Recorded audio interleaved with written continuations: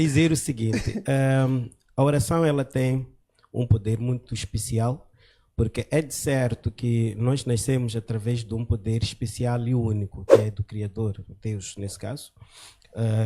E sendo assim, praticamente nós já carregamos uma identidade que nos põe a uma submissão a Ele. Exato. E assim sendo, o que acontece? Aí passam a verem as partes aonde nós aprendemos a saber que o nosso corpo é a própria igreja de Deus. E sendo que nós conhecemos essa parte, então já sabemos de uma certa forma que temos que ser gratos a Deus por tudo menos nada do que nos acontece, de uma certa forma.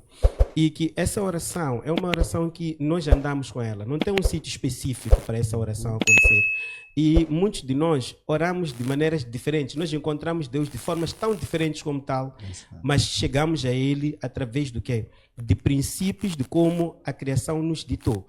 Se disse que Deus é empático, Ele é amor, é aquele que é paciente, educa. Então, se nós andamos nesses princípios, estamos a ir ao encontro daquilo que é o Deus na sua essência. Exato. Agora, a oração ela precisa de uma direção, porque não é só orar sem você saber exatamente qual é a direção que essa oração toma. Nós temos visto muitas pessoas que oram a dizerem Senhor, que faça o fulano cair porque me está a dever dinheiro, não está-me a pagar. Então, temos que entender exatamente o que tipo de direção nós estamos a dar a essa oração e sabermos entender exatamente a própria essência de Deus, porque isso é importante.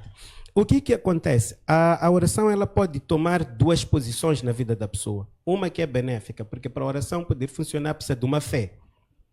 E aonde a fé existe, então já existe certa comunidade que também partilha dessa mesma fé. É aí onde vamos envolver a religião. Exato. Porque eu posso ter minha oração à minha maneira, mas também existe... Mesmo sem congregar em algum lugar. Nós somos uma oração. Exato. Mas existem as religiões que é onde nós vamos nos juntar em comunidade com os outros irmãos para podermos fazer o quê? Fazermos aquilo tal avivamento, não é assim?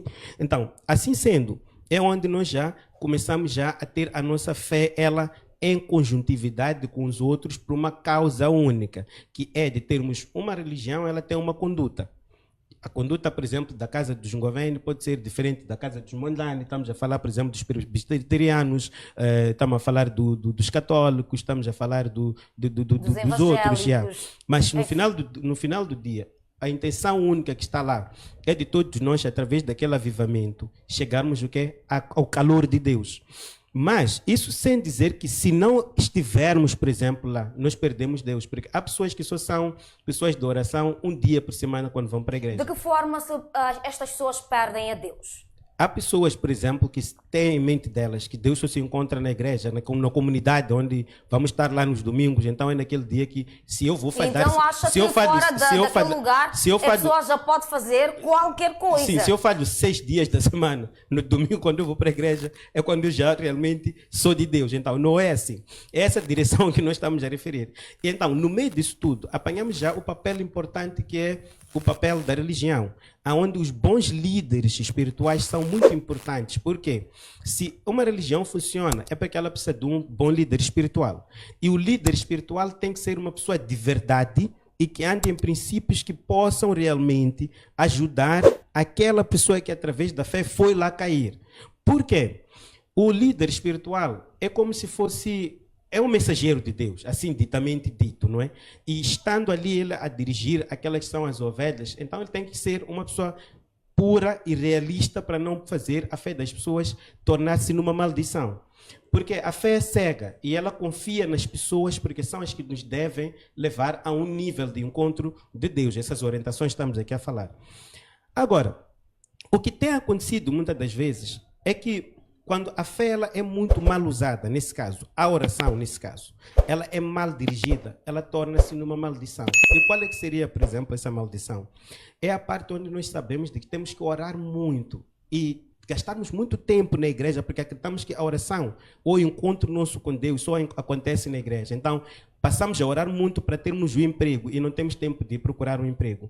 Oramos muito para podermos ser pessoas boas. Mas quando estamos lá de segunda, terça, quarta, quinta, sexta-feira, praticamos muito mal e depois ficamos boas pessoas no domingo quando estamos na igreja. Então, esse tipo de esta oração não conta não pode funcionar, porque isso é uma perdição. E veja, uma coisa mais pior de todas.